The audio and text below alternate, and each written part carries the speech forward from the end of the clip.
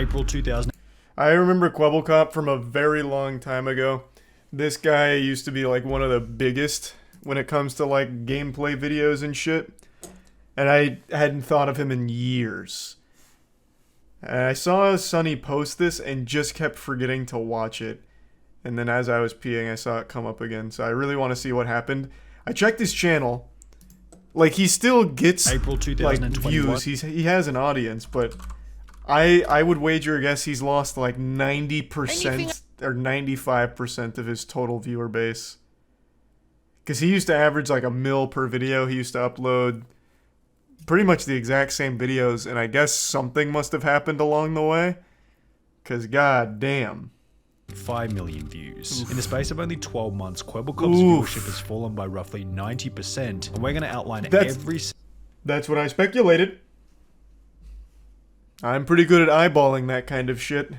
I'm a YouTuber. I want to know more YouTubers. I want to get to know all the YouTubers. I want my friends to be YouTubers or people that are doing similar stuff. God, that sounds became most miserable. I don't know why people would only want to be surrounded by like-minded people. I can't stand that perspective. I think it's becoming more and more prevalent where people only want to be friends with everyone that shares the exact same opinions of them, and they can't be friends with people that think differently. Like, why would you want to be around people that are just like in the same career path, the same fucking thoughts as you, basically just like a goddamn clone of yourself? That sounds miserable. Just to always be locked in your own little echo chamber of sycophantic yes men. Like, it's just, ugh. I think that'd just be miserable.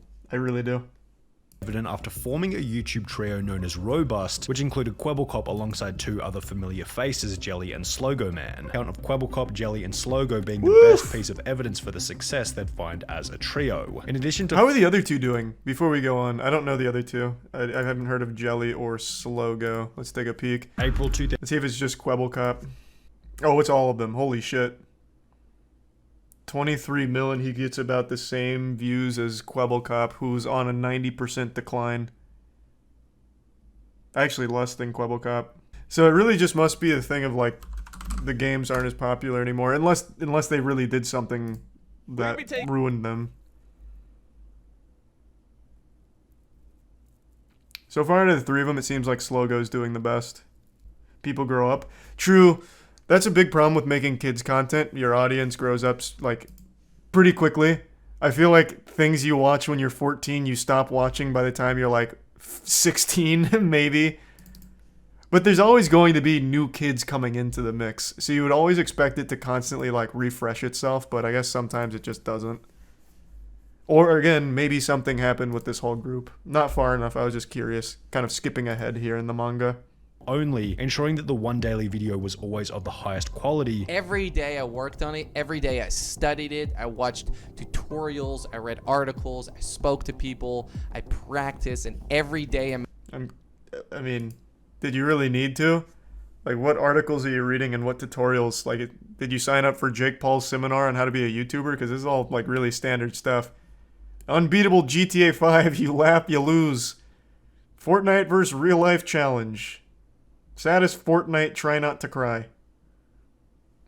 I mean, like, you didn't need to really invest into the education side of YouTubing. You kind of just went with whatever was on the Explore tab. For the audience. I was making videos that my audience loved watching, right? So I asked myself, what does my audience love the most? Each of those clips Screaming. from Kwebbelkop's discussion on the Legitimately Watchtime screaming. podcast also displayed just how switched on he was in terms of personal super development high and energy. the correct attitude required in order to grow Everything a else is successful secondary. YouTube channel. So if he had the correct attitude and mindset in order, why after 5 years of gaining an extremely consistent 100 million views per month, did this number drop to between 5 and 15 million over the course of only a year? Woman, please respect our privacy, thank you, which was accompanied by a video approximately 1 year later, conveniently just Pretty before good his post views about began it, to I suppose. decline, explaining No the reason problems there. behind their breakup. Why did you guys break up? Well, as you guys might know, I'm from Amsterdam, the Netherlands, and Azzy is from Canada. And it was a long distance relationship. Once the honeymoon phase was over, we realized that we're 2 people from completely different places. However, it would still be a little far-fetched to blame Kwebbelkop's What? decline in viewership on nothing but this separation. Sure, he had one Didn't less they live together? Weird spot to pause this. Didn't they live together? I thought I vaguely recalled them living together. Like, long distance for 3.5 years. I mean, that's got to be a world record. Honestly, they should be very proud of that. Making that work for 3.5 years. That's a good run then. No shame there. 3.5 years on long distance. Fuck me, you made history. After 5 years of filming together, the robust trio being Kwebbelkop, Jelly, and Slogo would also slowly disintegrate. Oh, no. Instead of playing with Geordie, who was busy making various Why I Left Jelly and Slogo, explaining that That's the exact same thumbnail from the Azzy breakup. This man only has one sad face. Come on. You studied articles. You read books or whatever about YouTubing. You know you've got to switch up the crying thumbnail. This one should have at least had like one of these. Maybe like the shocked face. Like, you can't keep reusing this shit, Kwebbelkop. I see what's gone wrong here. Unbelievable. that as a result of making video after video with the group, each of which following a similar narrative, Kwebbelkop felt as though he wasn't growing due to a lack of creativity. I saw that my creativity was running out. I was just doing things with the group. I was going into that direction. I realized that I stopped growing as a person. He then began I to don't think it collaborate was with the a new group. YouTuber going by the name of Tiger, yet this would also end in another bit of drama. Me and Kwebbelkop got into a fight, and after this fight, I was pretty much left with nothing. Kwebbelkop found Tiger when he was still a small cop, offered guidance and growth to Tiger in exchange for part or full ownership of the channel. I'm like, this guy could be a What? really big YouTuber. If I would coach him a little bit, he has so much talent. Now this went exactly as planned in the beginning. They started playing together. and Okay, pretty that's quickly kinda Tiger's fucked up. viewership I've never heard of skyrocketed something from like 2 that. million views per month to 20 million views per month. Titled Why I Left Kwebbelkop and Tiger. Man, they're getting so much mileage out of this crying face from Kwebbelkop. That shit is being used and abused in every single fucking thumbnail here ever. My god. I will say though, one of his reasons for leaving that group is April because he 2021. couldn't be as creative as he wanted to be. Well, I'm glad he did that, because now creativity is the number one thing I get when looking at the channel here. Look at all these. Content he's never made before. He was really able to unlock his magnum opus of creation here. They really held him back. Now he's spread his wings like a beautiful butterfly. I can't. But he was no longer friends Why? with Do Kwebbelkop. it! Everyone is Fuck it. asking the same thing. Why are you not uploading to Tiger, and what happened between you and Kwebbelkop? Well guys, it essentially boils down to one thing, and that is that me and Kwebbelkop are actually no longer friends. I feel hurt. I feel disappointed. That somehow Kwebbelkop had claimed ownership over Tiger's channel, as he would upload a video where he had cloned Tiger's voice and attached it to an AI, which would provoke another response from Tiger, who was What? once again insulted by Geordie's actions. He made this cartoon character, loaned my voice, and put it on the Tiger channel. Listen, Geordie, this cartoon What version the of you might fuck? be your best friend, but I'm not your best friend, okay? I'm not even your friend. And after Tiger That's wild. Hold on, I want to see that.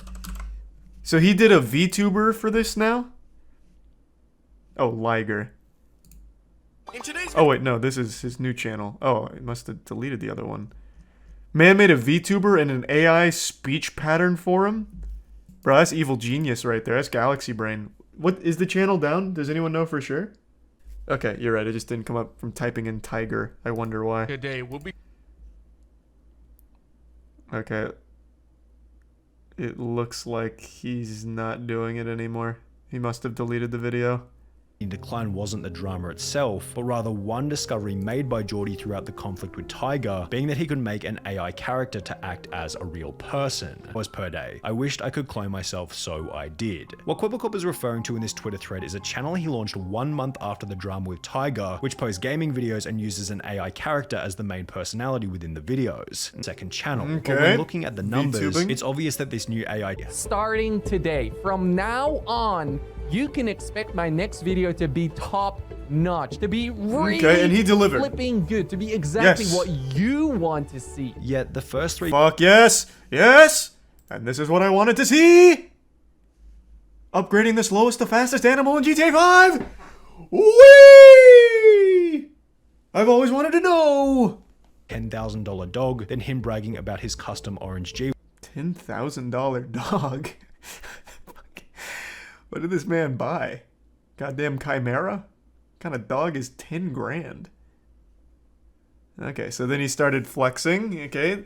That's always the signs of insecurity and desperation coming in. wagon than him bragging about his $7.5 million penthouse apartment. Welcome to my $7.5 million penthouse tour. Let's see if this video can hit 100,000 likes. And it's just like, Did it work? 6 months ago. Welcome to Fuck! What is Quebblecop's community called? His audience? Cops and robbers? What are you doing? Only 35K? Now we'll never get to see more of his $7.5 million penthouse. Quebble flops. Whoa! A piano with a Star Wars blaster poking out. What is this? A telescope? What the fuck is this? This golden gun thing. I'm just taking a brief tour here, if you don't mind. Oh man, look at all those fragrances. Terre de Hermes. This one's a replica. This one's not even the original. Okay, pour much? Yikes. Not even authentic. Why is this the most replayed? Because of this jar of urine? Oh, it's actually not this. It's the shower. You perverts. You Quebble flops. Ew. Perverts. I wanted to see him take a shower. Have some respect. why would you post this, dude? Not only have you stated in the past that you apparently don't do YouTube for the money, I don't care about making an extra buck on YouTube. I don't care about the money. I really genuinely do not do YouTube for the money. but do you really think the audience wants to open up the YouTube app and instantly see something that makes them feel inferior to you? Do you think new viewers on I your feel like a channel part wanna of the open up family. video section as products stems from a specific inclination to re-establish power, which might explain Quebblecop's motive to upload these off-brand videos. You just got analyzed on that one, Quebblecop. That is super true, though. You see this shit happen a lot with, I guess not necessarily streamers, because I don't think there's any, like, big streamers that have fully fallen off yet. But I've seen this on YouTube a few times with some of the big boys. Take, for example, like, Rice Gum. Though most of his content was built around flexing from the start, it obviously only had a shelf life of however many years he was on there for. I don't even remember now. But this kind of, like, flexing is always, like, in the death throes of that creator's channel. Happens all the time. Channel. In a recent video titled My $100 Million GTA 5 Business in Real Life, which sports a similar kind of vibe to the apartment tour, Quebblecop talks about how he's also launched an NFT business and is working on a video game, potentially fracturing his focus from my YouTube God. even further. As mentioned Oh my god. No earlier, way. Quebblecop is No fucking way. He's in NFTs? Bro, this has to be like the last adopter of NFTs right now.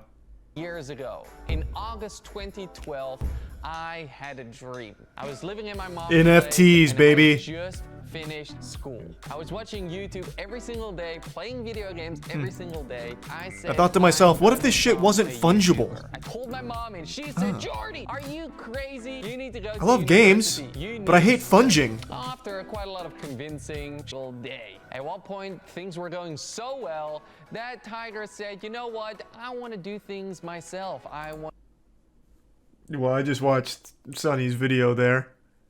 That's not really what happened. You guys just you had a falling out. You guys aren't really like friends anymore. It seems it wasn't necessarily a you were too good. You guys were too good. I'm gonna try it on my own. I still had the channel, which was dead at this point in time. So I said, well, if I want to continue the dream, if I want to build tons and tons and tons of channels that will flourish and shine forever, we need to remove the human element. Yes, it sounds crazy, but we need robots, we need computers. That's spoken like a man who really cares about the content. If I'm to own 5 million channels, I realize the weakest link is the goddamn human. Organic is cringe. Machines are the way I do it. So I hired this entire team to build VTubers with AI scripts. To pump out as much shit as I possibly can across 1,000 channels. We need VTubers. And that's when Blue was born. And this is the Blue team. A few of the Blue you'll never find out. We have a team which makes videos as a virtual influencer. If we want to start more channels, We can. We just start a brand new team who goes and makes videos as this influencer, as this virtual influencer. And you can start as many channels as you want because they all function under the same brand. It's like Spider-Man, okay? There's so many different Spider-Mans. Why do you view that as a good thing? Why do you view this situation as a good thing? I mean, for you, I get it because it's a lot of money owning all those channels and all the ad revenue.